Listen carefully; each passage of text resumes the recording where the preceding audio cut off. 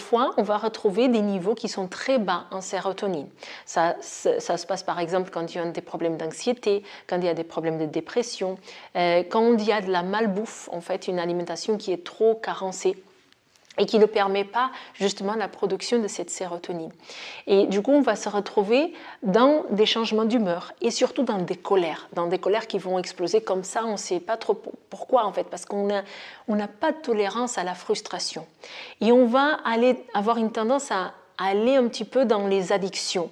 En fait, avoir des comportements répétitifs. L'alcool, le tabac, les grignotages excessifs, le fait de devoir mâcher tout le temps quelque chose. Donc, tout ce qui est répétitif, tout ce qui nous amène à faire une action en permanence pour être dans cette activité permanente, justement, parce qu'on n'arrive pas à ralentir. Et donc, si vous vous retrouvez là, et surtout si vous avez une tendance à aller chercher les sucres. Les sucres, c'est des excitants pour le système nerveux.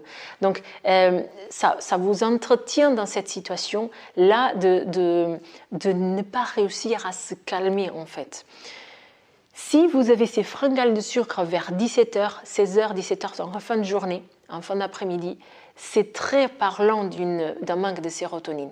Les autres aussi, donc le fait d'avoir une fatigue, etc. Mais les frustrations, la sensation de ne pas supporter la frustration, les addictions, tout ça c'est un tableau. Mais s'il y en a un que je peux dire que c'est plus flagrant parce qu'on retrouve moins ça dans d'autres déséquilibres des neurotransmetteurs, ça va être vraiment cette fringale de sucre vers les 17 heures. Donc si vous vous reconnaissez dans ce tableau, ça peut être intéressant d'aller voir si dans votre alimentation, la sérotonine, elle fait défaut. Et donc, si on se reconnaît, donc c'est déjà si on a compris qu'est-ce que c'est la sérotonine, donc c'est l'idée c'est de calmer un petit peu, d'inhiber cette hyperexcitation qui se passe, de retrouver un petit peu le calme. Donc, déjà comprendre qu'est-ce que c'est la sérotonine. 2, il faut voir si vous vous reconnaissez. Est-ce que là-dedans, j'ai ces fringales? Est-ce que j'ai cette frustration que je n'arrive pas à gérer, en fait? Est-ce que j'ai ce stress un petit peu en permanence?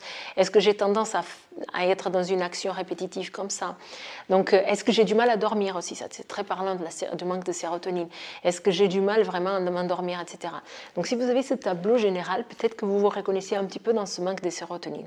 Alors maintenant, quoi faire?